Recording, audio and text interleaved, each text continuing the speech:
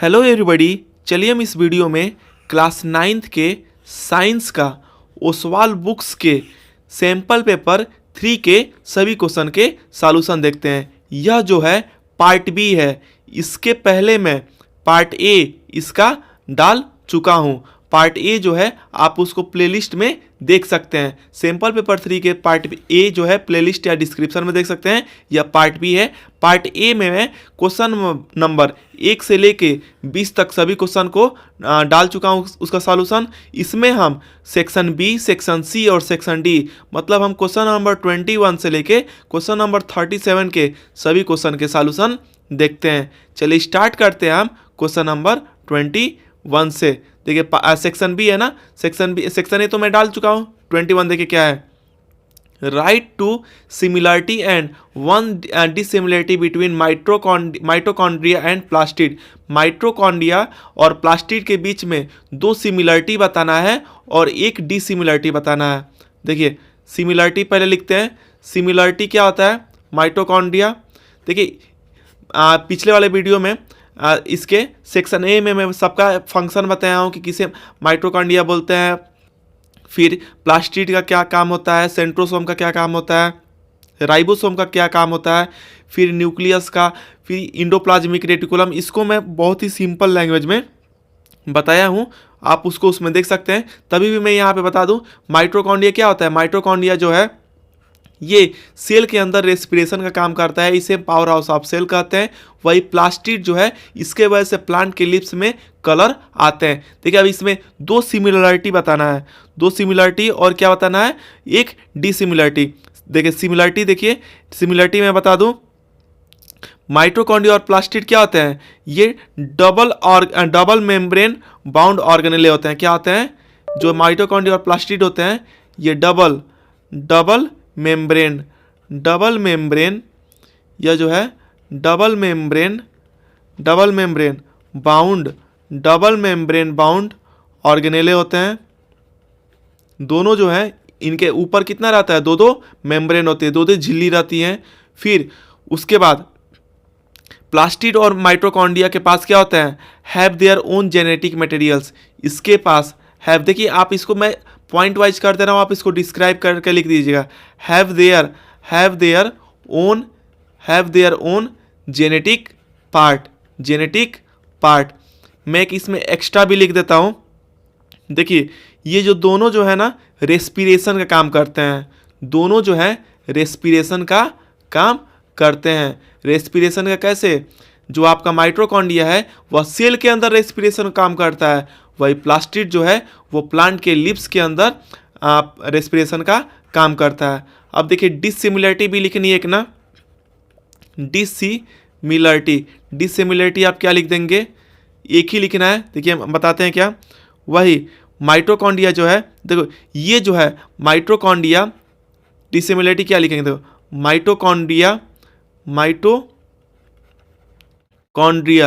Mitochondria और plastid के बीच में लिखना है डिसिमिलरिटी ना।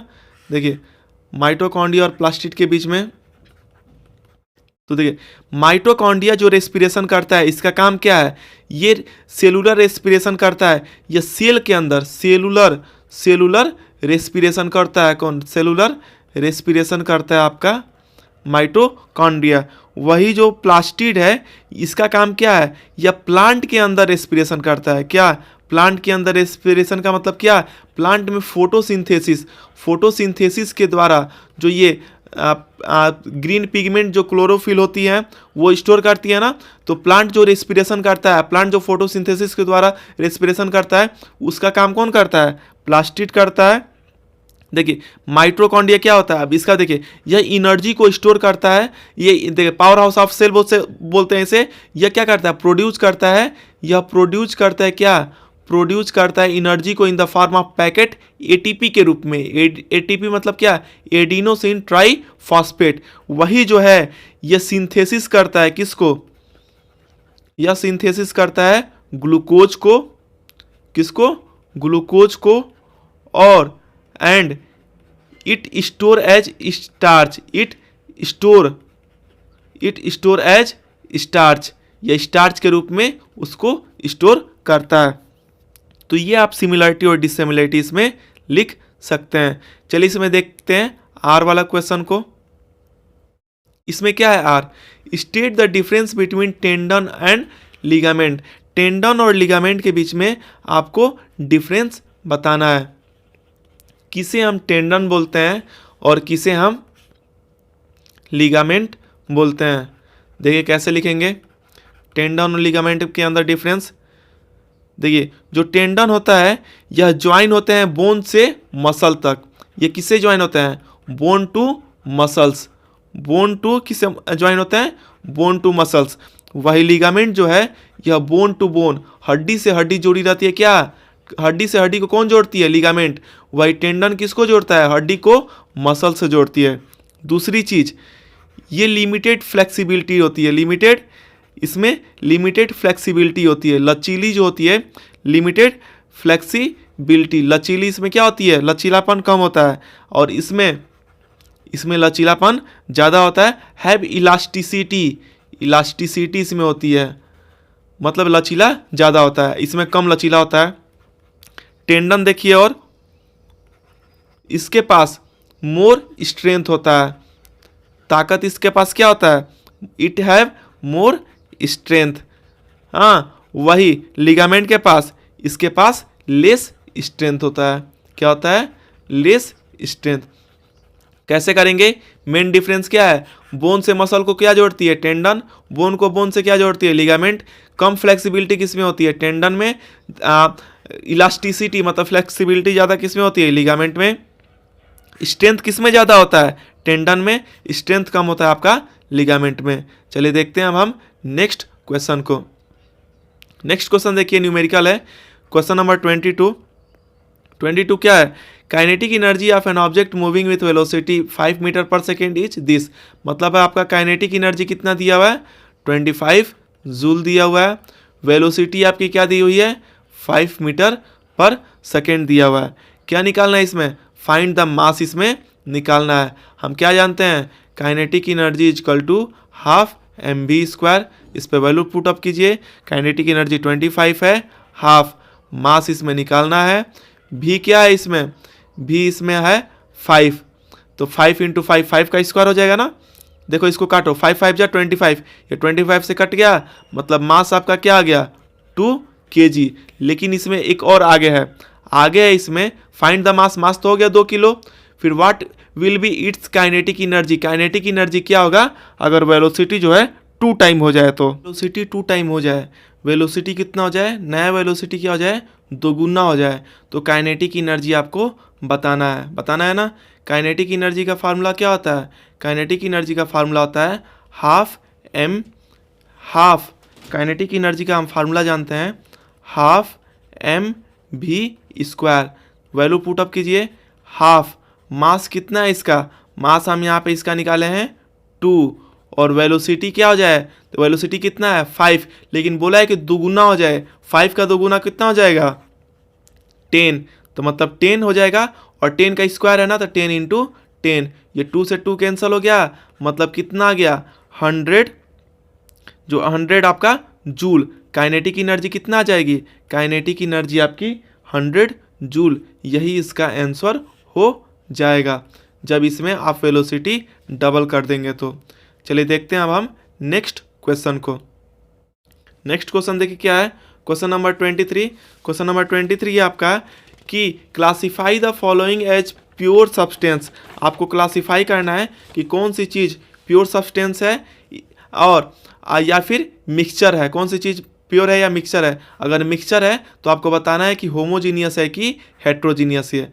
तो देखिए इसमें फर्स्ट क्या है, आपका फर्स्ट दिया है 24 कैरेट गोल्ड।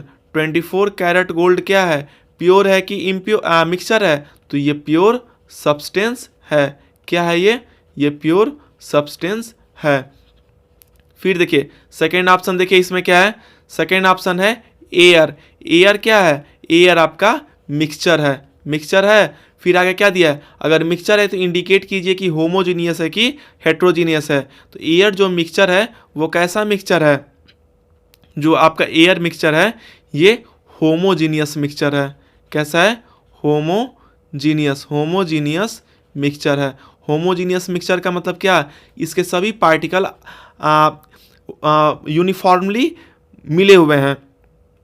आप हवा में देखते हैं ना, हवा के जो, मान लो कि हवा में हम जानते हैं कुछ में पार्टिकल पाए जाते हैं, गैसेस हैं, वो क्या आपस में ऐसा नहीं दिखता है कि ऑक्सीजन अलग दिख रहा है, नाइट्रोजन अलग दिख रहा है, अलग अलग नहीं दिखते हैं। हर एक चीज़ क्या है इसमें होमोजीनियसली अच्छे से यूनिफॉर्मली ये क्या हुए हैं, यूनिफॉर्मली ये मिले हुए हैं। एयर के पार्टिकल्स इसमें यूनिफॉर्मली, एयर में जो गैसेस हैं वो यूनिफॉर्मली इसमें मिले हुए हैं, इसकी बाउंड्री ऑफ सेपरेशन नहीं दिखती है। तो ये कैसा मिक्सचर है, इसलिए ये होमोजीनियस मिक्सचर है। नेक्स्ट क्वेश्चन देखिए 23 का आर है, गिव 2 रीजन, आपको 2 रीजन बताना है to support the statement that CO2 is a compound. CO2 जो है कंपाउंड है, ये मिक्सचर नहीं है। कैसे बताएंगे 2 रीजन कि CO2 जो है कंपाउंड है, ये मिक्सचर नहीं है। देखिए हम जानते हैं CO2 का फार्मूला क्या होता है, CO2 कंपाउंड हम किसे बोलते हैं, कंपाउंड हम इसे बोलते हैं जिसका जो कि 2 आर मोर एलिमेंट से मिलके बना हो। ऐसी चीज जो 2 या मोर 2 और मोर एलिमेंट से मिलके बना हो और जिसकी फिक्स्ड क्या हो, जिसकी फिक्स्ड प्रोपोर्शन हो, क्या हो, फिक्स्ड प्रोपोर्शन हो, उसे हम कंपाउंड बोलते हैं। तो CO2 देखो इसमें 2 एलिमेंट है ना, एक कार्बन है एक ऑक्सीजन है, तो ये 2 एलिमेंट से मिलके बना है और इसकी भी फिक्स क्या है, प्रोपोर्शन है। कार्बन की वेट अलग होती है, ऑक्सीजन की वेट अलग होती है, कंबाइनली मिलके फिक्स्ड प्रोपोर्शन में बने रहते हैं। जैसे हम लोग जानते हैं C और कार्बन ऑक्सीजन की वेट क्या होती है, कार्बन का 3 होता है, ऑक्सीजन का 8 होता है। इसी फिक्स प्रोपोर्शन में हर जगह पाए जाते हैं, इसलिए कंपाउंड है। 2 रीजन बताना है। सेकेंड रीजन इसलिए ये कंपाउंड है क्योंकि हम इसको सेपरेट नहीं कर सकते हैं। We cannot separate it by physical process. हम इसे फिजिकल प्रोसेस से सेपरेट नहीं कर सकते हैं। तो इसलिए जब फिजिकल प्रोसेस से सेपरेट नहीं कर पाएंगे तो कंपाउंड है, अगर फिजिकल प्रोसेस से सेपरेट कर दे तो वो मिक्सचर होता है। तो फिजिकल प्रोसेस से सेपरेट नहीं कर पाएंगे तो ये कंपाउंड है। और दूसरी चीज़ के फिक्स प्रोपोर्शन में रहता है, 2 या 2 से अधिक एलिमेंट को जब फिक्स प्रोपोर्शन में रखेंगे तो कंपाउंड बोलते हैं। CO2 जो है ये फिक्स प्रोपोर्शन में, इसलिए ये कंपाउंड है। नेक्स्ट क्वेश्चन देखिए, इसमें question number 24, list any 2 function of epithelial tissue in human body. हमारे शरीर में जो एपिथेलियस टिश्यू है उसकी 2 फंक्शन बताना है। एपिथेलियस टिश्यू क्या होती है, जो हमारे शरीर में जो स्किन है ना, हमारी जो चमड़ी है वही एपिथेलियल टिश्यू का काम करती है। तो देखिए इसका फंक्शन बताना है। तो देखिए जो एपिथेलियल टिश्यू है ये आर्गन को कवर करता है, क्या करता है, आर्गन को कवर। तो कवरिंग ऑफ आर्गन लिख दीजिए, आर्गन को कवर, ऊपर को कवर करता है organ cover, covering of organ काम कौन करता है, एपिथेलियल टिश्यू। दूसरा काम, 2 इसमें लिखना है ना, पहला कवरिंग ऑफ आर्गन, दूसरा जो है जो इसके अंदर ग्लैंड प्रेजेंट होता है। देखिए ग्लैंड प्रेजेंट होता है, gland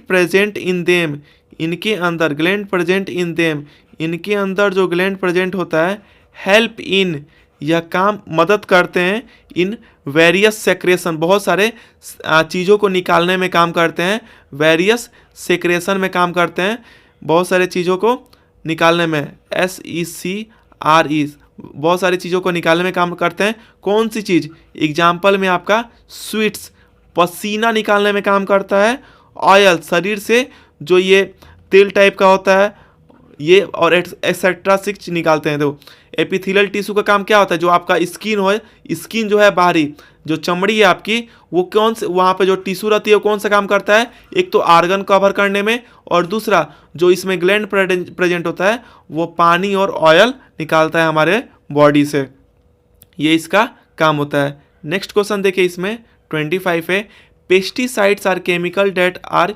use to control weeds. Pesticide का हम लोग यूज करते हैं, वीड्स मतलब खरपतवार को मारने के लिए, इंसेक्ट्स को मारने के लिए, रोडेंट्स मतलब चूहे के बच्चों को मारने के लिए, फंगस को मारने के लिए, एज वेल एज प्लांट के बीमारियों को मारने के लिए। दे इंक्लूड वीडिसाइड, इसमें खरपतवार मतलब घास को मारने वाली बीमारी बीमारी जो उनको मारने वाली क्या होती हैं, केमिकल्स होते हैं। इंसेक्टिसाइड इंसेक्ट को मारने के लिए, fungicide. Why should the pesticide be judicially, ऐसा क्या सी चीज़ है कि हमको क्यों पेस्टिसाइड का ध्यानपूर्वक यूज करना चाहिए। जुडिशियली मतलब ध्यानपूर्वक हमें इसका क्यों यूज करना चाहिए। देखिए इसमें पूछ रहे हैं ना रीजन क्यों हमें यूज करना चाहिए जबकि वो हमारे फसल को सही करते हैं, इसलिए करना चाहिए क्योंकि इट कॉजेज, जो ये पेस्टिसाइड है, it causes environmental it causes environmental pollution. इससे क्या होता है, इन्वायरमेंट में पॉल्यूशन होता है। और इससे क्या होता है, पेस्टिसाइड से देखिए पॉल्यूशन होके पानी में जाता है, तो जो एक्वेटिक, देखिए मैं पॉइंट में लिख रहा हूँ, आप डिस्क्राइब करके लिख दीजिएगा। एक्वेटिक फ्लोरा क्या बोलते हैं, जो पानी में जो समुद्र में जो पौधे पाए जाते हैं, फ्लोरा हो गए। एक्वेटिक फ्लोरा और एक्वेटिक फाउना, जो एक्वेटिक फ्लोरा और एक्वेटिक फाउना होते हैं, ये इफेक्ट होते हैं, इनके लाइफ क्या होती है, एडवर्सली बहुत ही बुरी तरह से इफेक्ट होती है इनके यूज के वजह से। केमिकल जाते हैं तो इनके सर्वाइवल में रिस्क रहता है।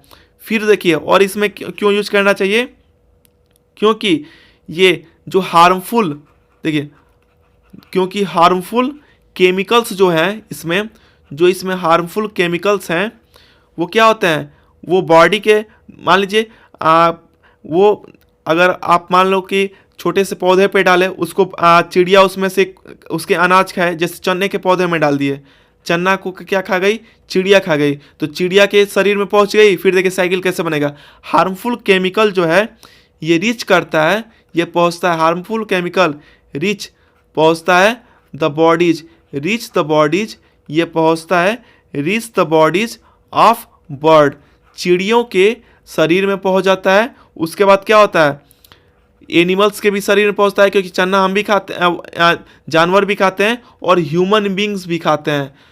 ह्यूमन बींग्स, देखिए कोई सब्जी हम लोग बोते हैं, सब्जी में बीमारी मारने के लिए सब्जी तो मार देते हैं उसमें दवा, लेकिन वो एडवर्सली वो दवा जो हमारे शरीर में भी हल्का सा पहुंच जाती है थ्रू वेरियस फूड चेन, या तो हम डायरेक्टली खाएं चाहे इनडायरेक्टली खाएं।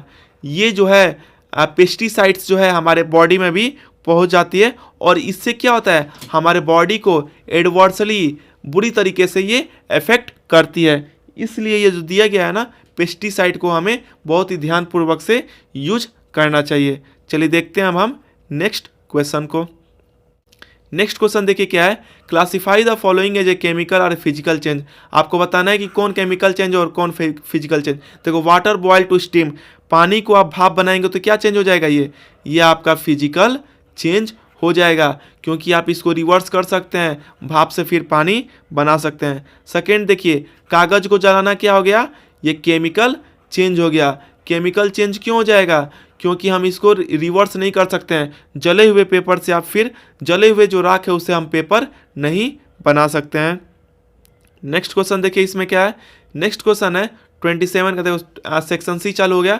27 का फर्स्ट देखिए, what is the relation between mass m and weight w of body.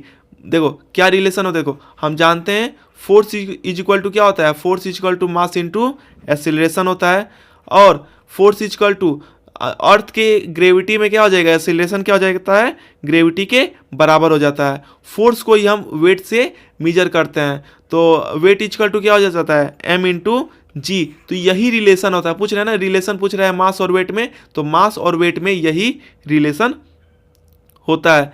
फिर देखिए इसमें और क्या पूछा है, देखिए इसमें सेकंड है, what are the difference between mass and weight. हमें बताना है कि मास और वेट में अंतर क्या होता है। चलिए देखते हैं हम, मैं इसमें मेन पॉइंट बता दे रहा हूँ, आप इसको एक्सप्लेन करके लिख दीजिएगा। देखिए पहले पॉइंट बता दूँ आपका, ये कांस्टेंट रहता है, क्या रहता है, कांस्टेंट। कांस्टेंट मतलब इसकी वेट इसकी मास हर जगह इक्वल होती है। आप सुने हैं ना कि हमारा जो वेट होता है 60 किलो होता है, अगर 60 kg है हमारा अर्थ पे, तो मून पे जाने पे 10 किलो हो जाता है, 1/6 हो जाता है। तो वेट जो है यह चेंज होता रहता है, क्या होता है, वेट की वैल्यू जो है, वेट की वैल्यू चेंज होती रहती है और इसकी वैल्यू, मास की वैल्यू जो है सेम होती है, कांस्टेंट होती है। कांस्टेंट मतलब सेम। अगर 10 किलो यहाँ पे अर्थ पे है तो मून पे भी 10 किलो होगा। तो वेट, मास की वैल्यू क्या होगी, मास की वैल्यू कांस्टेंट होगी। वही वेट की वैल्यू क्या होती रहती है, जगह जगह पे चेंज होते रहती है। आप इसको डिस्क्राइब करके लिख सकते हैं। देखो दूसरा चीज़, मास जो है स्केलर क्वांटिटी होता है, स्केलर क्वांटिटी, और वेट जो होता है वेक्टर क्वांटिटी। अब देखिए वेक्टर और स्केलर में क्या अंतर होता है, वेक्टर स्केलर में ये अंतर होता है कि देखिए वेक्टर जो है इसमें डायरेक्शन भी आ जाता है, वेट में डायरेक्शन हो जाता है। कैसे डायरेक्शन होता है, W=mg होता है ना, mg मतलब ग्रेविटी नीचे की तरफ लगती है। जब डायरेक्शन आ गया तो वेक्टर हो गया, नहीं तो डायरेक्शन नहीं है तो स्केलर हो गया। ये दो अंतर हो गए। ये देखिए ये कभी भी मास जो है कभी भी जीरो नहीं हो सकता है। फिर जबकि वेट जो है जीरो हो जाएगा, कब जीरो हो जाएगा, जीरो वेन वी वेट, देखो वेट जीरो कब हो जाता है, या जीरो हो जाता है जब आप फार अवे जाओ, दूर जाओ, किससे, फार अवे फ्रॉम अर्थ। अगर पृथ्वी से दूर जाएंगे, फार अवे फ्रॉम अर्थ, अगर पृथ्वी से दूर जाएंगे तो क्या हो जाएगा, वेट जीरो हो जाता है। जबकि मास का वेट कभी भी जीरो, जबकि मास जो है कभी भी जीरो नहीं होता है। इसकी यूनिट देखिए, इसकी मास को किस में मेजर करते हैं, कितना मास है, केजी में। वही वेट किस में मेजरमेंट करते हैं, न्यूटन में। न्यूटन में मेजरमेंट करते हैं। इसकी यूनिट क्या होती है, न्यूटन या किलोग्राम वाट, यही इसकी यूनिट होती है। चलिए देखते हैं हम नेक्स्ट क्वेश्चन को। नेक्स्ट क्वेश्चन देखिए इसमें क्या है, नेक्स्ट क्वेश्चन देखिए इसमें आर वाला, इसमें न्यूमेरिकल है। देखो जो पीछे वाला क्वेश्चन था ना, पीछे वाला आपका ये पीछे आपका क्वेश्चन था, क्वेश्चन नंबर, देखिए पीछे क्वेश्चन देखते हैं। पीछे जो अभी क्वेश्चन में आपको बताया हूँ, ये क्वेश्चन नंबर था आपका 27 में आर पार्ट है। 27 आर पार्ट क्या है, 27 का आर पार्ट ये न्यूमेरिकल है। देखिए क्वेश्चन है, find the weight of an object, object की वेट निकालनी है at a height of 600 kilometre from the earth surface. Earth surface से कितना, अर्थ के सरफेस से ऊपर 6400 किलोमीटर ऊपर दूरी पे है, 6400। तो वेट निकालना है, weight of the surface of the earth, earth पे उस ऑब्जेक्ट की वेट कितनी है, 60, और अर्थ की रेडियस ये दिया हुआ है। देखिए क्या क्या दिया हुआ है, रेडियस ऑफ अर्थ क्या दिया हुआ है, क्या दिया हुआ है, radius of earth. Radius of earth क्या दिया हुआ है, रेडियस ऑफ अर्थ दिया है 6400 किलोमीटर। फिर हाइट ऑफ ऑब्जेक्ट दी हुई है, हाइट ऑफ ऑब्जेक्ट दी हुई है, क्या दी हुई है, हाइट ऑफ ऑब्जेक्ट क्या दी हुई है। देखिए यहाँ पे हाइट ऑफ ऑब्जेक्ट है ना कि यह डबल है, कहाँ गया, देखिए आपको निकालना है height of object, the weight of object at the surface 20 Newton and radius this. Find the weight of object height above this, the weight of object at the surface is 20 Newton, 20 Newton and this. देखिए radius, अर्थ का radius जो है 6400 हो गया, ये कितना हो गया 6400। देखिए ये पृथ्वी है तो पृथ्वी का रेडियस कितना दिया है 6400। फिर यहाँ से बोल रहा है कि 6400 किलोमीटर दूरी है, तो डबल हो गया कि नहीं, तो 6400 का क्या हो जाएगा, हाइट क्या हो जाएगा, जो रेडियस है उसका डबल हो जा रहा है। तो देखिए तो आपका वेट निकालना है ना, इसमें वेट निकालना है हमको। देखो हम जानते हैं weight of object, weight of object हम कैसे निकालते हैं, वेट ऑफ ऑब्जेक्ट हम निकालते हैं तो वेट किसके बराबर होता है, mg होता है। किसी भी सरफेस पे, अगर अर्थ के सरफेस पे वेट कैसे निकालते हैं, mg, mg क्या दिया हुआ है यहाँ पे 20 न्यूटन दिया, वेट की यूनिट क्या होती है 20 न्यूटन। और अगर सरफेस के ऊपर हो तो उसका फार्मूला हम कैसे डिनोट करते हैं, 20 = m कैपिटल G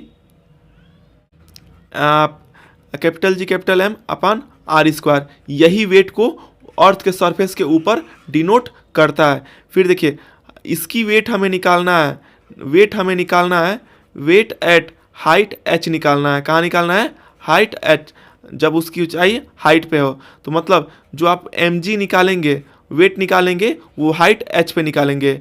मतलब ये m क्या हो जाएगा, gm, और रेडियस देखो हम क्या किए हैं, जो हाइट है ये क्या हो जाएगा 2r हो जाएगा। नीचे वाली क्या हो जाएगी, नीचे वाली ये डबल हो जाएगी। 2r क्यों हो जाएगा, देखो अर्थ से रेडियस कितना है 6400, देखो अर्थ के सेंटर से और सरफेस पे रेडियस कितना है 6400 और सरफेस से हाइट कितना है 6400, तो डबल हो गया ना।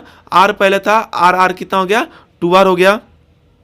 तो मतलब ये क्या हो जाएगा, ये 2 बाहर निकलेगा तो 1/4 हो जाएगा, 1/4 और ये GM/r² हो जाएगा। देखिए GM/r², ये m भी है ना, GM/r² की वैल्यू क्या है 20 है, इसकी वैल्यू क्या है 20, तो 1/4 ये 20, मतलब ये आपका आंसर क्या हो जाएगा 25 न्यूटन। किसी ऑब्जेक्ट की अगर अर्थ सरफेस से वेट कितनी है 20 न्यूटन, तो उससे अर्थ के सरफेस से 6400 किलोमीटर उसकी वेट कितनी हो जाएगी 5 न्यूटन। ये जो हम ऐसे ही करेंगे। कैसे किए हैं फिर से हम इसको रिवाइज कर लेते हैं एक बार। देखो एक बार और इसको हम देख लेते हैं कैसे किए हैं।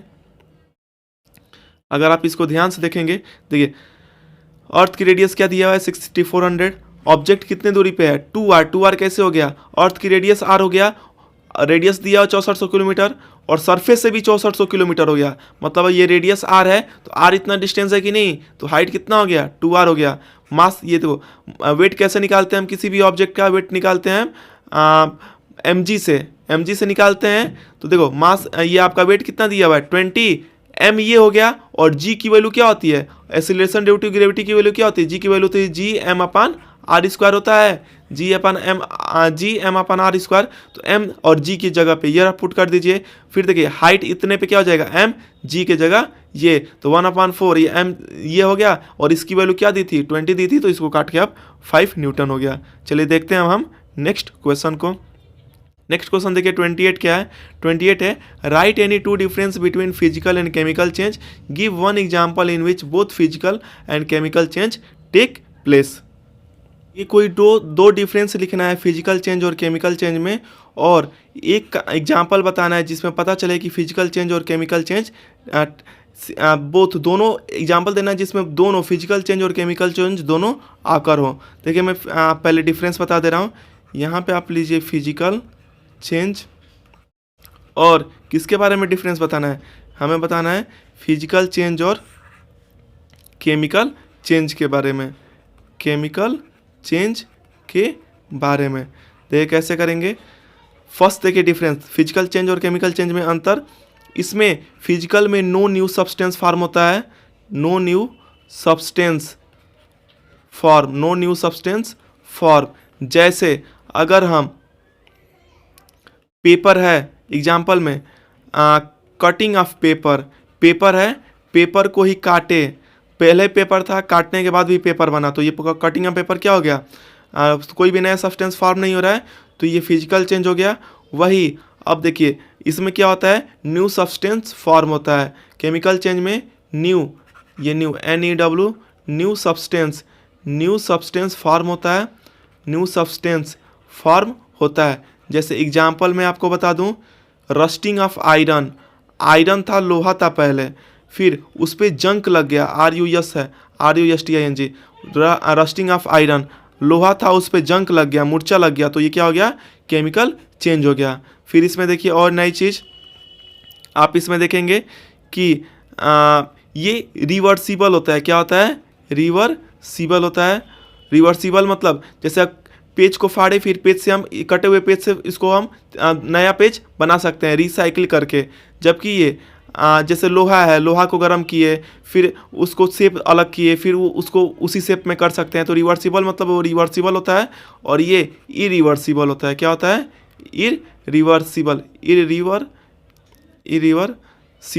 इरिवर्सिबल होता है।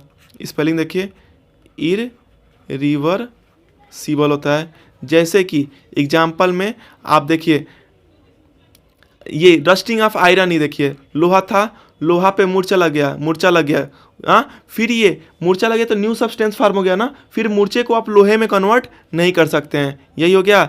फिर देखिए इसमें बोल रहा है कि आप ऐसा एग्जाम्पल दीजिए, सेकेंड वाला है इसमें, कि जिसमें फिजिकल और केमिकल चेंज दोनों ऑकर करें। तो आप इसको देख सकते हैं बर्निंग ऑफ कैंडल में। कैसे बर्निंग ऑफ कैंडल में, बर्निंग ऑफ कैंडल में दोनों चीज़ फॉर्म होती है, फिजिकल और केमिकल चेंज। देखिए कैंडल है, मोमबत्ती जली, मोमबत्ती जली तो जल की जो एनर्जी रिलीज हुई वो फिर वहाँ अंदर नहीं आ सकती है, तो यहाँ पे तो ये केमिकल चेंज है। वही जो मोम है ऊपर से पिघल के नीचे आके जम जाती है ना, तो वही मेल्टिंग ऑफ वैक्स, जो मोम पिघलता है नीचे जम जाता है, तो पिघल के भी तो वही मोम ही बना, तो ये फिजिकल चेंज हो गया, और ऊपर जो एनर्जी रिलीज हुई वो केमिकल चेंज हुआ। तो एक ही साथ बर्निंग ऑफ कैंडल में दोनों हम एक्टिविटी देखते हैं। चलिए देखते हैं हम नेक्स्ट क्वेश्चन को। नेक्स्ट क्वेश्चन देखिए, एक नंबर का क्वेश्चन है। देखिए क्या दिया हुआ है, ये कंडीशन दी हुई है कि एक एटम ऑफ एलिमेंट है जिसके 3 electron in third shell of outermost orbit. देखिए एक फार्मूला नील्स बोर ने बताया था 2n²। देखिए अगर फर्स्ट 3 सेल होते हैं ना, K shell, L shell, M shell और N सेल होता है, इसमें 3 ही का बात बोल रहा है। अगर K की वैल्यू, अब देखो फर्स्ट सेल में क्या होगी, अगर N की वैल्यू 1 पुट करेंगे तो इसमें देखो 2 × 1² मतलब 2। पहले सेल में कितने होंगे इलेक्ट्रॉन, 2। फिर देखो N की वैल्यू अगर 2 पुट करेंगे तो 2 × 2 का स्क्वायर मतलब 2 × 4 मतलब 8। सेकेंड सेल में कितने होंगे, 8। और थर्ड में देखिए अगर n की वैल्यू 3 पुट करेंगे तो 2 × 3 का स्क्वायर, 2 × 3 का स्क्वायर, 2 × 3 3 जा 9, मतलब थर्ड ऑर्बिट में कितने बन जाएंगे, 18। आपको इस क्वेश्चन में 3 ही सेल के बारे में दिया है। आप देखिए क्या है, an atom of element has 3 electron in the third shell. पहले सेल में कितने हैं, 2 होते हैं, दूसरे सेल में 8 हैं, तीसरे सेल में 11 है। देखो अब इसको काउंट कर दो, 8 2 10 3 13। एटॉमिक नंबर इसका क्या हो गया, एटॉमिक नंबर को जेड से डिनोट करते हैं, एटॉमिक नंबर इसका 13 हो गया। किसका होता है, सोडियम मैग्नीशियम अल्मुनियम का एटॉमिक नंबर 13 होता है। अब देखिए इससे क्या क्वेश्चन पूछा है, इलेक्ट्रॉनिक कॉन्फ़िगरेशन पूछा है ना। देखो पहले में 2 होते हैं, दूसरे ऑर्बिट में K सेल में 2 होते हैं, L सेल में 8 होते हैं, और तीसरे सेल में क्या होता है, 3, 2 8 3। यही इसकी इलेक्ट्रॉनिक कॉन्फ़िगरेशन हो गई। एटॉमिक नंबर क्या है इसका, 13 अभी बताया ना, दोनों सबको 8 कर दो, 8 2 10 3 13। फिर नंबर ऑफ प्रोटॉन, जितने ही इसमें ये एटॉमिक नंबर क्या होता है, इतने इलेक्ट्रॉन होते हैं, यही एटॉमिक नंबर, और नंबर ऑफ प्रोटॉन भी सेम होते हैं। Number of proton number of electron के बराबर होता है। देखिए वैलेंसी पूछ रहा है, वैलेंसी कितनी होगी इसकी, देखो आउटर मोस्ट ऑर्बिट में इसमें कितने इलेक्ट्रॉन है, 3 हैं, तो 3 आपस में देखो दूसरे को दे देगा कि उसके लास्ट जो आउटर मोस्ट ऑर्बिट है वो कंप्लीट हो जाए। तो इसकी वैलेंसी कितने इलेक्ट्रॉन को ये दे देगा, तो 3 को दे देगा, तो इसकी वैलेंसी 3 हो गई। एलिमेंट का नाम क्या है, एलिमेंट का नाम इसका एल्यूमिनियम है, एल्यूमिनियम है। एल्यूमिनियम का सिंबल क्या होता है, Al होता है, ये हो गया। फिर इट्स नेचर क्या दिया, इट्स नेचर वेदर मेटल और नॉन मेटल। आप बताइए कि मेटल है कि नॉन मेटल है। एल्युमिनियम क्या है, एल्युमिनियम की तार बनती है, तो वायर बनती है, उससे हम इलेक्ट्रिसिटी कंडक्ट करते हैं, इलेक्ट्रिसिटी को एक जगह से दूसरी जगह पहुंचाते हैं, तो इसलिए क्या है, ये मेटल है। नेक्स्ट क्वेश्चन देखिए, इसमें 29 का आर वाला ही है। देखो दिया है फिर इलेक्ट्रॉनिक कॉन्फ़िगरेशन क्या है, 282 की 282 मतलब एटॉमिक नंबर क्या हो गया, कितने इलेक्ट्रॉन है इसमें, 12 किसका होता है, सोडियम मैग्नीशियम क्या होता है, किसका होता है, मैग्नीशियम का होता है। एटॉमिक नंबर 12 किसका होता है, मैग्नीशियम का। तो क्या बोला है, अब क्वेश्चन सॉल्व करते हैं। क्वेश्चन है find the number of electron present in the atom of element. इसमें कितने इलेक्ट्रॉन है, 2 8 10 2 12, कितने हैं, 12 है इसमें। नेक्स्ट देखिए, right its atomic number. Atomic number electron भी सेम है और एटॉमिक नंबर भी क्या होगा, 12 ही होगा। फिर देखिए is element x a metal और नॉन मेटल। क्या देखिए ये 12 किसका होता है, मैग्नीशियम। मैग्नीशियम मेटल है कि नॉन मेटल है, तो मैग्नीशियम क्या है, मेटल है। मैग्नीशियम का रिबन आता है। फिर देखिए find out the valency of the element. इसकी वैलेंसी आउटर मोस्ट ऑर्बिट पे कितने हैं, 2 है ना, तो इसकी वैलेंसी 2 है, मतलब ये 2 इलेक्ट्रॉन को अपने ऑर्बिट्स में से निकाल देगा, ताकि दूसरे जो एलिमेंट हैं उनकी ऑक्टेट पूरा हो जाए आउटर मोस्ट ऑर्बिट को फुलफिल करने के लिए। तो लास्ट ऑर्बिट में कितने हैं, 2 हैं, तो इसकी वैलेंसी क्या हो जाएगी, इसकी वैलेंसी जो है 2 हो जाएगी। देखिए बी वाला है, valency of sodium is Na and not 7। देखिए सेम ऐसे देखिए, सोडियम का एटॉमिक नंबर क्या होता है, 11, तो इसकी क्या हो जाएगी, 281 हो जाएगी। वैलेंसी किसे बोलते हैं, जो आउटर मोस्ट इलेक्ट्रॉन है, आउटर मोस्ट ऑर्बिट में जो इलेक्ट्रॉन होते हैं, या तो वो ये इसके ऑक्टेट को पूरा करने के लिए, जैसे या तो बाहर से ले ले, देखो नील बोर्ड ने बताया था KLM सेल में क्या होना चाहिए, 2 8 18 होना चाहिए, KLM में 2 8 18 होना चाहिए। तो देखो इसके पास ये तो दोनों ऑर्बिट फुलफिल हैं, इसके आउटर मोस्ट सेल में जितने इलेक्ट्रॉन चाहिए, यहाँ पे एक एक्स्ट्रा है ना, तो एक एक्स्ट्रा ये देता है।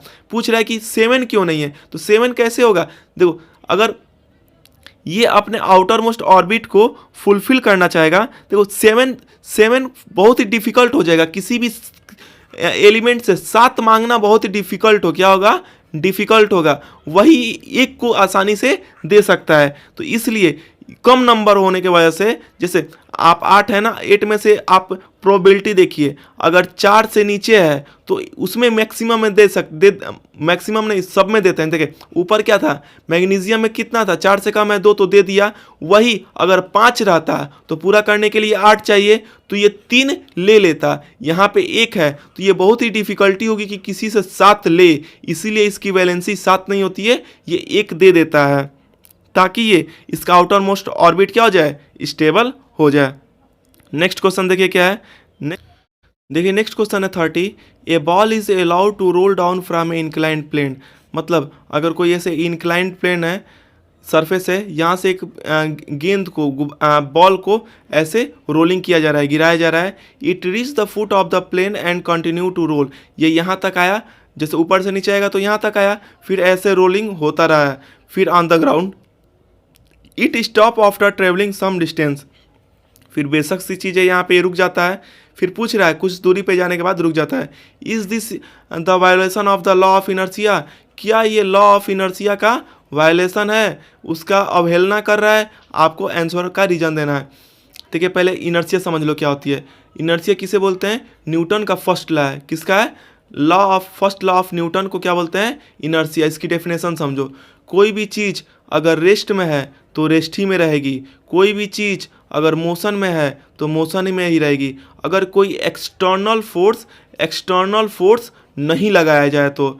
देखिए तो इस केस में देखिए यहाँ से बॉल को रोल किया जा रहा है ना, तो यहाँ से ऊपर से नीचे हम गिरा रहे हैं, यहाँ पे आया, फिर इतने डिस्टेंस ट्रेवल करने के बाद ये हुआ, तो जैसे आप बोलेंगे कि यहाँ पे तो मोशन में तो क्यों रुक गई, मोशन दो, न्यूटन का पहला नियम बोलता है कि रेस्ट में तो रेस्ट में रहेगी, मोशन में तो मोशन में रहेगी, जब तक एक्सटर्नल फोर्स न लगाया जाए। यहाँ पे मूव करिए तो मूव ही करती रहेगी, लेकिन हमको ये याद रखना चाहिए कि ग्राउंड सरफेस पे मूव कर रही है ना, ये सरफेस क्या है, ग्राउंड है, ग्राउंड सरफेस पे मूव करती है तो इससे कांटेक्ट हो रही है, और यहाँ पे कौन सी चीज़ जनरेट होती है, फ्रिक्शन। क्या जनरेट होती है, फ्रिक्शन। तो फ्रिक्शन के कारण ही ये क्या कर देती है, बॉल जो है ग्राउंड से, तो फ्रिक्शन क्या होती है, जब दो सरफेस आपस में टच करते हैं तो फ्रिक्शन जनरेट होती है, तो बॉल जो है ये ग्राउंड से क्या जनरेट करती है, फ्रिक्शन के वजह से इसकी स्पीड स्लो होकर लास्ट में क्या हो जाती है, ये रुक जाती है। ग्रेविटी भी है जो नीचे खींचती है, ग्रेविटी के साथ साथ मेन इसका रोल क्या होता है, फ्रिक्शन का, फ्रिक्शन के वजह से बॉल ही रुक जाती है। तो ये लॉ ऑफ इनर्शिया का वायलेशन नहीं है। पूछ रहे हैं ना कि है कि नहीं है, तो आंसर क्या हो जाएगा, नो। फिर इनर्शिया का आप डेफिनेशन बता देना कि जो भी चीज़ रेस्ट में है तो रेस्ट में रहेगी, मोशन में तो मोशन में, जब तक एक्सटर्नल फोर्स ना लगाया जाए। यहाँ पे एक्सटर्नल फोर्स लग रही है, फोर्स ऑफ फ्रिक्शन लग रहा है, फ्रिक्शन जो है ये इस बॉल को रोक दे रहा है। नेक्स्ट क्वेश्चन देखिए क्या है, क्वेश्चन नंबर 31 देखिए, 31 है, a boy is pulling a cart. Boy जो है एक बैलगाड़ी वाला जो कार्ट होता है ना, नीचे एक सामान होता है, ऐसे ऐसे कार्ट को पुल कर रहा है, खींच रहा है, फिर विथ ए कांस्टेंट फोर्स, कितना फोर्स लगा के, 8 न्यूटन, स्ट्रेट पाथ में 20 मीटर, देखो 20 मीटर तक वह फोर्स लगा के ऐसे खींचा। तो जब देखो 20 ये फोर्स लगाया, फिर देखो उसके बाद क्या बोल रहा है, on a round about 10 metre diameter ही फॉरगेट, 10 मीटर डायमीटर पे वो राउंड लगाया, वो भूल गया। फिर उसके बाद 10 मीटर की ये देखो, ये इतना डायमीटर ये चला, उसके बाद भूल गया। फिर 1/2 टर्न किया, फिर वो कंटिन्यू किया 20 मीटर अनदर। तो देखो वो एक्चुअली में आप देखेंगे तो कितने डिस्टेंस वो ट्रेवल किया है, 20 मीटर तो इधर दिख रहा है आपका, स्टार्टिंग में 20 मीटर दिख रहा है, 20 मीटर, लास्ट में कितना, 20 मीटर, और यहाँ पे वो रास्ता भूल गया है, तो 10 मीटर डायमीटर वाले आपका सर्कल पे वो कितना राउंड किया है, 1/3 मतलब 3/2 राउंड किया है, 1.5 राउंड किया है, तो टोटल वर्क डन पूछ रहा है ना कि वर्क डन वो कितना किया। देखो हम जानते हैं वर्क डन कैसे निकालते हैं, W = force into displacement, S होता है। वर्क डन कैसे निकालते हैं, देखो फोर्स कितना है, फोर्स यहाँ पे कितना लग रहा है, 8 न्यूटन का फोर्स लगा रहा है। पहले केस में डिस्प्लेसमेंट कितना था, डिस्टेंस कितना ट्रेवल किया 20, मतलब देखो अगर आप इसको W1 मान लो वर्क डन, ये राउंड वाला आप इसको W2 मान लो, और ये वाला क्या हो गया W3 हो गया, तो W1 क्या हो जाएगा, W1 आपका 160, W1 जो है आपका 160 जूल आ जाएगा। आप ध्यान से देखेंगे तो जितना ये डिस्टेंस है इतना ये भी डिस्टेंस है, तो W3 भी कितना आ जाएगी, W3 भी सेम 160 जूल हो जाएगी। लेकिन मेन जो है थोड़ा सा क्रिटिकल है W2 निकालने का। WT मतलब क्या, कि ये सर्कल पे ऐसे आया, इसकी डायमीटर 10 है और इस पे ये कितना राउंड मारा, 1.5 है ना, तो पहले डिस्टेंस निकालिए। देखिए सर्कल है, सर्कल पहले डायमीटर क्या दिया हुआ है, इसका डायमीटर दिया हुआ है सर्कल का 10 मीटर, क्या दिया है 10 मीटर। रेडियस क्या हो जाएगा 10/2 क्या हो जाएगा 5 मीटर। हम पूरी डिस्टेंस कैसे निकालते हैं, सरकमफरेंस से। कैसे, सरकमफरेंस क्या होता है 2πr, 2πr 1 हो गया, लेकिन यहाँ पे कितना राउंड मार रहा है 1.5, मतलब 3/2, 1/2 को स्प्लिट करो, 2 2 जा 1 1 3 हो गया ना, तो 3/2 राउंड का सरकमफ्रेंस कितना हो जाएगा, तो 3/2 से आप मल्टीप्लाई कर देंगे 2πr में, वैल्यू पुट अप कीजिए, 2π की वैल्यू 22/7 और r की वैल्यू 5 है, 2 से 2 ये कैंसल, ये कितना हो जाएगा 110 इंटू 3/7। अब जब आप इसको सॉल्व करेंगे तो कितना आ जाएगा, आप देखो ये 330 हो गया 7, आप इसको डेसिमल में लाइए, देखिए इसकी डेसिमल में वैल्यू क्या आ जाएगी, ये 7 4 जा आ जाएगा, 7 4 जा 48, 47.14 मीटर हो जाएगा। ये क्या हो जाएगा, ये आपका मीटर है, हाँ मीटर हुआ। ये मीटर होने के बाद देखिए ये तो डिस्टेंस हो गया, तो वर्क डन देखिए W2 क्या हो जाएगा, W2 का फार्मूला होता है W2 मतलब वर्क डन इन सेकेंड, कैसे यहाँ पर नेमिंग किया था ना, फोर्स इंटू डिस्प्लेसमेंट। फोर्स कितने का हो रहा है, फोर्स आपका 8 न्यूटन का लग रहा है, डिस्प्लेसमेंट अभी हम निकाले यहाँ पे 47.14 हो रहा है। फिर जब आप इसको मल्टीप्लाई करेंगे तो वर्क डन क्या हो जाएगा, वर्क डन आपका हो जाएगा 377 जूल आ जाएगा। क्या होगा 377, तो मतलब W work done in second case कितना आया, ये 377 जूल आ गया। फिर पूछ रहा है टोटल वर्क, तो आप तीनों को ऐड कर दो, 16 16 32 और 30, ये आपका 62 और 67, तो ये कितना हो जाएगा, ये 697 जूल, यही जो है इसका आंसर हो जाएगा। चलिए देखते हैं अब हम नेक्स्ट क्वेश्चन को। नेक्स्ट क्वेश्चन देखिए, क्वेश्चन नंबर 32 है, describe the structure and function of and location of nervous tissue. चलो मैं इसको मार्किंग स्कीम से दिखाता रहा हूँ कि CBSE कैसे मार्किंग स्कीम देती है और क्या वो एक्सपेक्ट करती है कि आप कैसा उसको करें। देखिए स्ट्रक्चर, फंक्शन और लोकेशन बताना था ना। स्ट्रक्चर देखिए यहाँ पे, देखिए ये फिगर बनाना आपको कि कैसा होता है।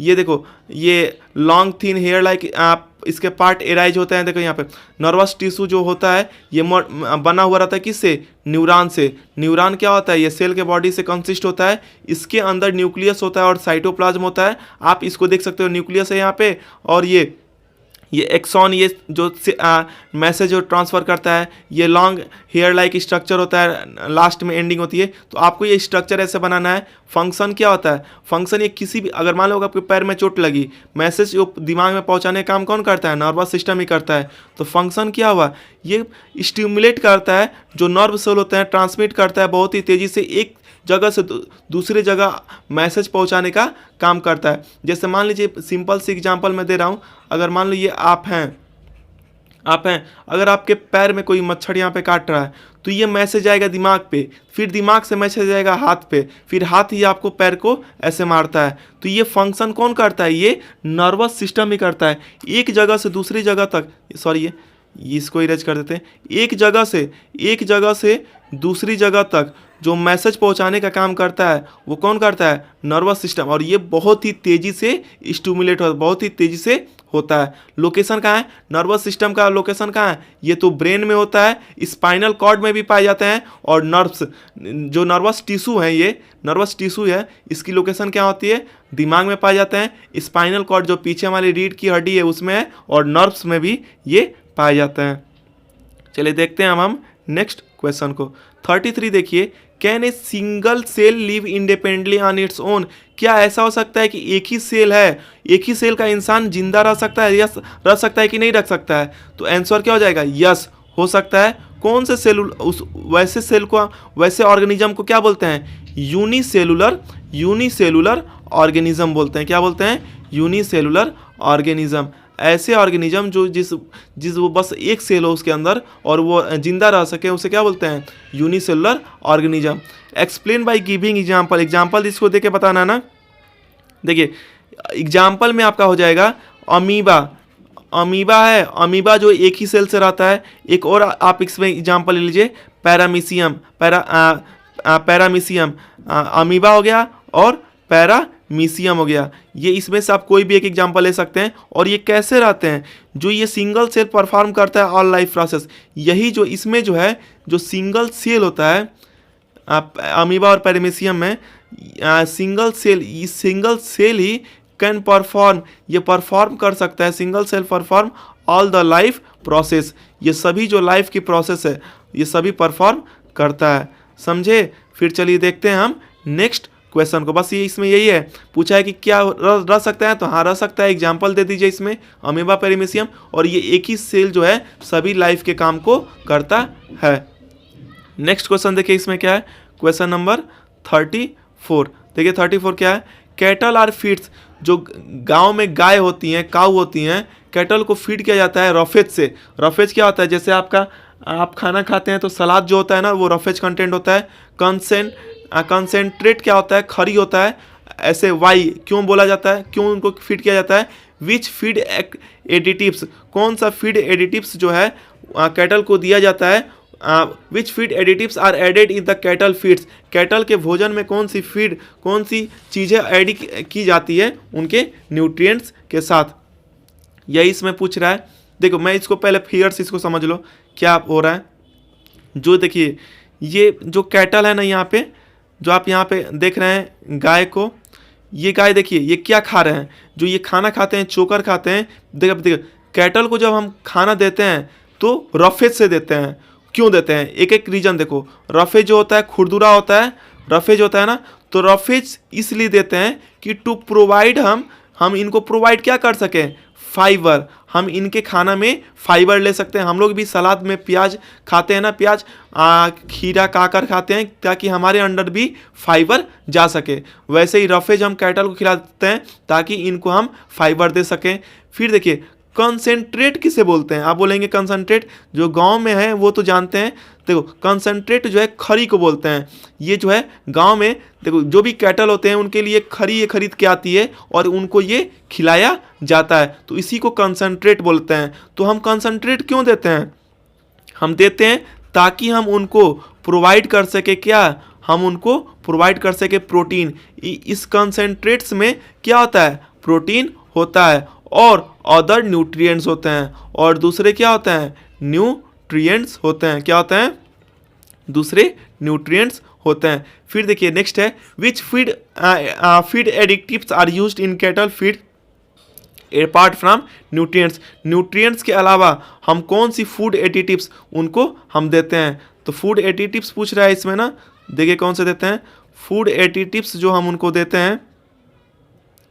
तो which food additives are added in the cattle, यही जो कंसंट्रेट्स होते हैं इसको यूज करते हैं, देते हैं। और क्यों देते हैं, हम उनको देखो कंसंट्रेट के साथ हम उसको माइक्रो न्यूट्रिएंट्स देते हैं। क्या देते हैं, माइक्रो न्यूट्रिएंट्स देते हैं। क्यों, टू प्रोमोट, माइक्रो न्यूट्रिएंट्स देते हैं प्रोमोट करने के लिए। क्या प्रोमोट करने के लिए, उनके हेल्थ ताकि वो स्वस्थ रहें जो पशु हैं, और उनके अंदर जो मिल्क की आउटपुट है, दूध निकालने की आउटपुट जो है वह क्या हो सके, दूध निकालने की आउटपुट जो है इंक्रीज हो सके ऑफ डेयरी एनिमल्स, जो एनिमल दूध देते हैं उनकी आउटपुट क्या हो, इंक्रीज हो सके। देखिए इसमें क्या क्वेश्चन था, इसमें था रफेज, रफेज क्यों देते हैं, ताकि हम फाइबर प्रोवाइड कर सकें। कंसेंट्रेट मतलब खरी क्यों देते हैं ये, ताकि हम उनको प्रोटीन दे सकें। और कौन सी फूड एडिटिव्स हम यूज करते हैं, माइक्रो न्यूट्रिएंट्स देते हैं हम उन्हें, ताकि उनकी हेल्थ सही रहे और दूध की जो उपज जो दूध प्रोड्यूस करते हैं ये डेयरी एनिमल्स, उसकी आउटपुट जैसे 2 लीटर देती है तो 3-4 लीटर वो अपने दूध बढ़ा दे। चलिए देखते हैं। देखिए हमें डिस्टेंस और डिस्प्लेसमेंट में अंदर बताना है, डिस्टेंस किसे बोलते हैं और डिस्प्लेसमेंट किसे बोलते हैं। ये देखिए नॉर्मल सी चीज़ होती है, डिस्टेंस और डिस्प्लेसमेंट में अंतर देखिए, डिस्टेंस और डिस्प्लेसमेंट में देखिए, डिस्टेंस डिस्प्लेसमेंट में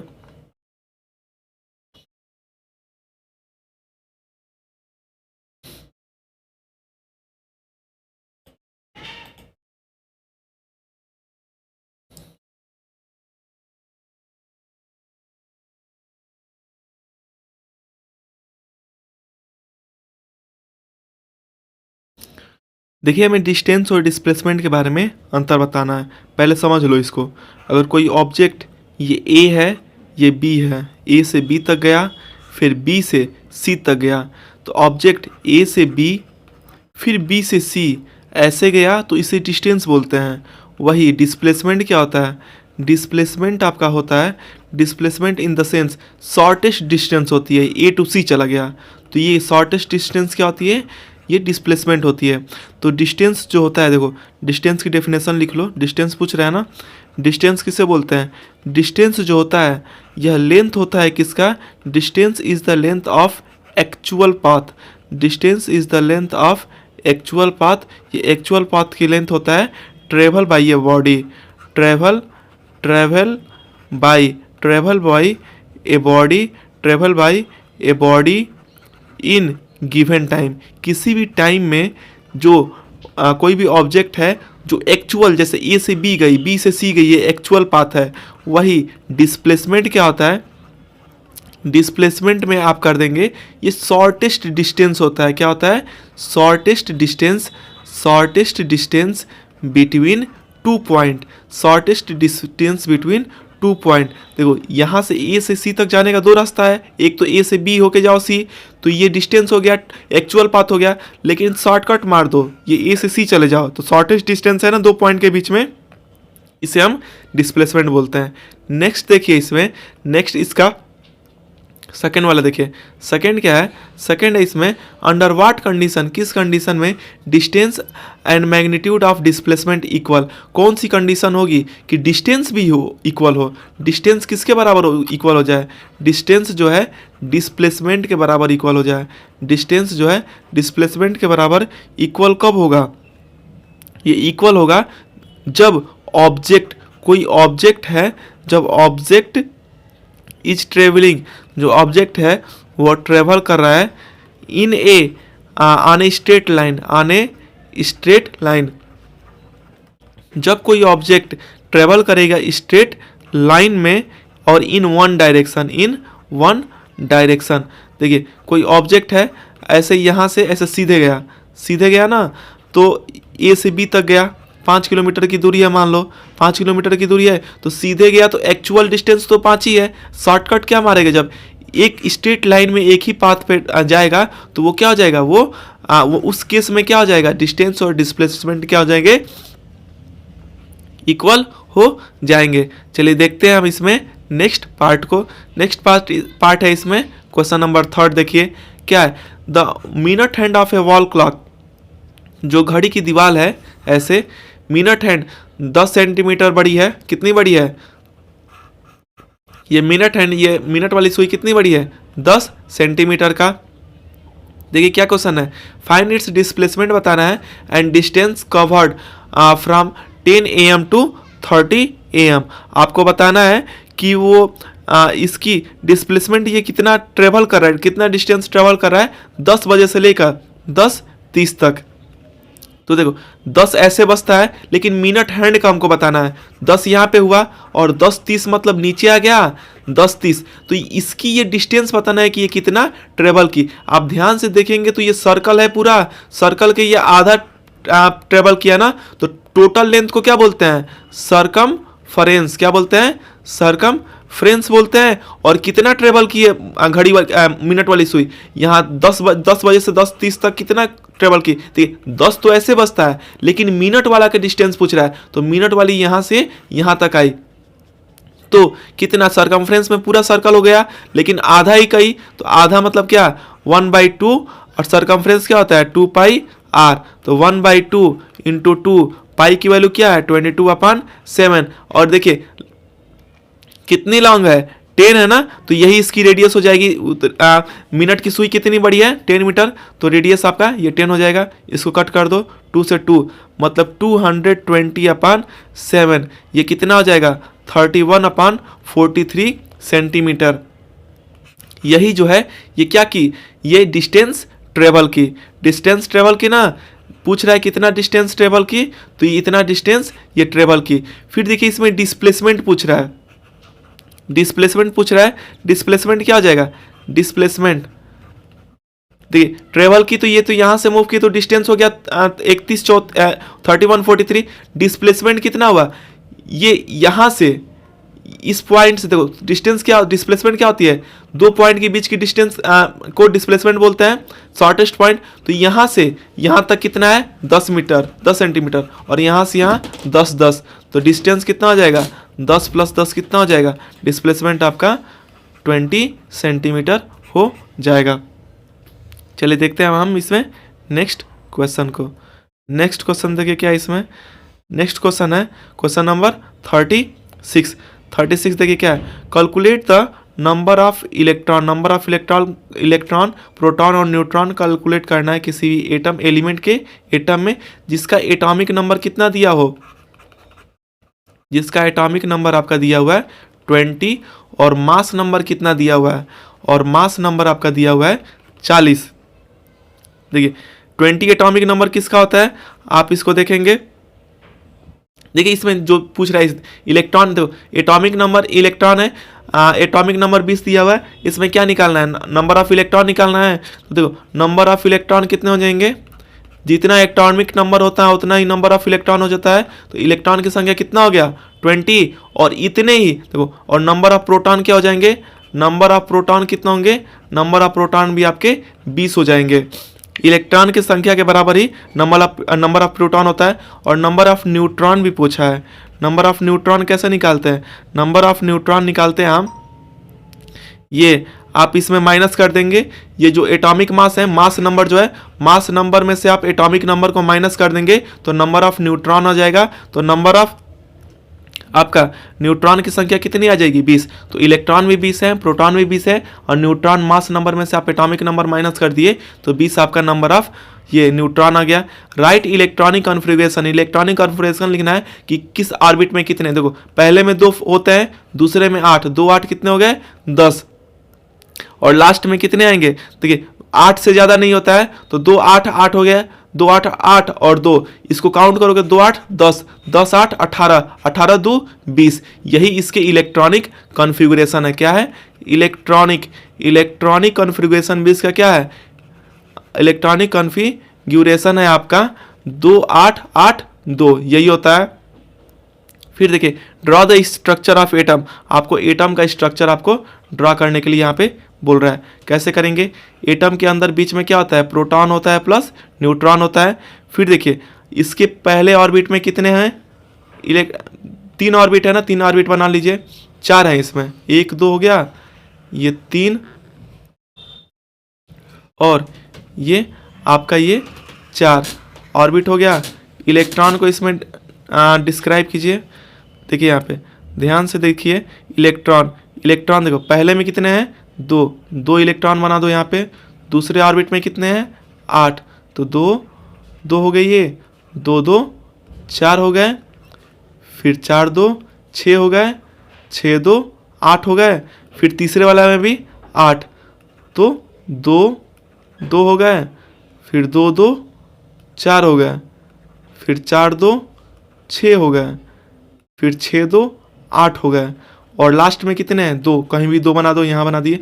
यही इसकी इलेक्ट्रॉनिक कॉन्फ़िगरेशन की स्ट्रक्चर है, एटम की स्ट्रक्चर यही। इसमें देखिए सेकेंड पार्ट है, सेकेंड में एन एटम हैज कंप्लीट के एन एल सेल। के में कितने इलेक्ट्रॉन होते हैं, 2, एल में कितना होता है, 8, मतलब एटम में कितने इलेक्ट्रॉन हैं, 2 और 8 हैं। इज दिस एटम, क्या ये एटम मेटल है कि नॉन मेटल है कि नोबल गैस है, ये क्या है, मेटल है, नॉन मेटल है, नोबल गैस है। तो यहाँ पे इसका आंसर क्या हो जाएगा, नोबल गैस। नोबल गैस है, नोबल गैस क्या होता है, किसी से रिएक्ट नहीं करती है, इसका ये फील है ना, तो इसका मतलब आउटर मोस्ट और ऑर्बिट में इसका इलेक्ट्रॉन फील है, तो न ये किसी से इलेक्ट्रॉन लेगा न देगा, इसलिए नोबल गैस है। फिर नेक्स्ट क्वेश्चन देखिए, इसमें नेक्स्ट क्वेश्चन है इसमें 36 हो गई, 36 का आर देखिए, ये न्यूमेरिकल है। देखिए कैसे करेंगे हम इसको, यहाँ पे क्या है, state the law of conservation of mass. Law of conservation of मास क्या होता है, स्टेटमेंट करना है। तो लॉ ऑफ कंजर्वेशन ऑफ मास होता है कि मास can neither be, mass can neither be created, mass can neither be created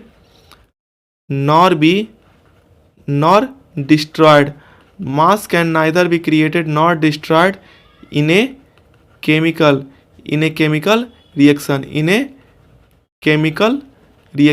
किसी भी रिएक्शन में मास ना तो डिस्ट्रॉय होती है ना ही क्रिएट होती है, यही कंजर्वेशन ऑफ मास है। फिर आगे देखिए इसमें क्या दिया है केमिकल रिएक्शन में 4.2 ग्राम है आपका हाइड्रोजन, सोडियम हाइड्रोजन कार्बोनेट है, क्या है 4.2 ग्राम है, रिएक्ट कर रहा है 3 ग्राम ऑफ इथेनॉल से। देखिए तो कैसे 4.2 ग्राम क्या है, 4.2 ग्राम सोडियम हाइड्रोजन कार्बोनेट है, ये रिएक्ट किससे कर रहा है, 3 ग्राम किससे, इथेनॉल से कर रहा है।